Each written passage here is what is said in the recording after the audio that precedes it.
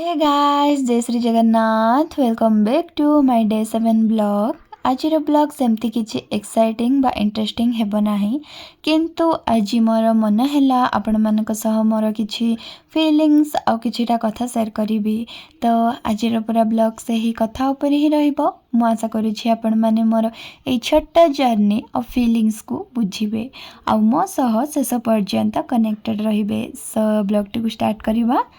गोटे new journey start कले बहुत लोग बहुत कथा कहती, कहीं मोटिवेट करती आउ कहीं कहती जे एटा केते दिन चलिबो बा एथरे कौन ही मिल जिवो। किंतु मो बिलीव करे जदि आमे समस्त कथा शुणी रहिबा ताहले निजर ड्रीम को केबे स्टार्ट ही करि परिबानी। मु जानिनी मो जर्नी केते दूर पर्यंत जीव, किंतु गोटे कथा निश्चिंत मु ट्राए करवा छाड़बिनी, कारण प्रत्येक सक्सेसफुल स्टोरी रो बिगिनिंग बहुत छोट ही थाए। फील करे जे आमे समस्ते लाइफ रे एतिके बिजी हो जाउछु जे प्रेजेंट मोमेंट को एंजॉय करबा को भूली जाउछु।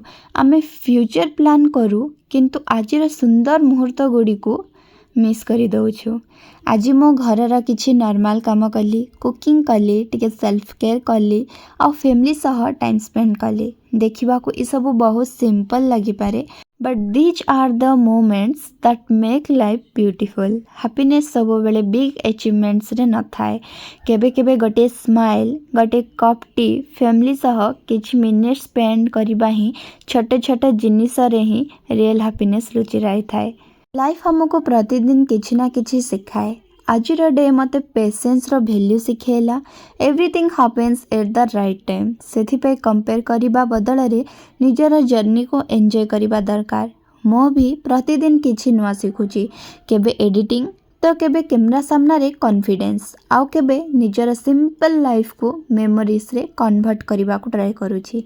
जदि आपण भी कोनोसी ड्रीम पई हार्ड वर्क करूछंती ताहले गोटे कथा सब बेले मने रखंतु, never stop believing in yourself. छोटा छोटा स्टेप्स ही दिने ना दिने आम ड्रीम को रियलिटी करी दिए। आजिर डे बहुत सिंपल थिला बट ब्यूटीफुल थिला। आ मु बिलीव करे आजिर ए सिंपल मोमेंट्स ही फ्यूचर रे सबुठु ब्यूटीफुल मेमोरीज हेकी रही जिवो।